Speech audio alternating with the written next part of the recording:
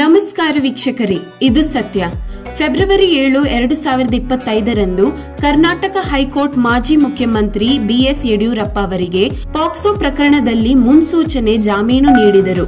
ಆದರೆ ಅವರ ವಿರುದ್ಧ ಎಫ್ಐಆರ್ ರದ್ದುಪಡಿಸುವ ಮನವಿಯನ್ನು ನ್ಯಾಯಾಲಯವು ತಿರಸ್ಕರಿಸಿದೆ.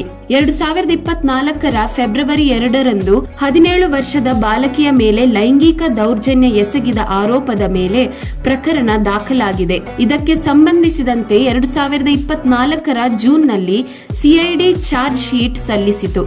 ಹೈಕೋರ್ಟ್ ಪ್ರಕರಣದ ಸ್ವೀಕೃತಿಯನ್ನು ಮರುಪರಿಗಣಿಸಲು ಟ್ರಯಲ್ ಕೋರ್ಟ್ ನಿರ್ದೇಶನ ನೀಡಿದೆ. ಇದು ಕಾನೂನು ಪ್ರಕ್ರಿಯೆಯ ಮುನ್ನಡೆಯಾಗಿದೆ. ಯಡಿಯೂರಪ್ಪ ರಾಜಕೀಯ ಪ್ರೇರಿತ ಆರೋಪವಿದು ಎಂದು ಹೇಳಿದರು. ಆದರೆ ಕರ್ನಾಟಕ ಸರ್ಕಾರವು ಈ ಪ್ರಕರಣ ಗಂಭೀರವಾಗಿದ್ದು ಅವರು ನ್ಯಾಯಾಲಯದಲ್ಲಿ ವಿಚಾರಣೆಗೆ ಒಳಪಡಬೇಕೆಂದು ಒತ್ತಿ ಹೇಳುತ್ತದೆ.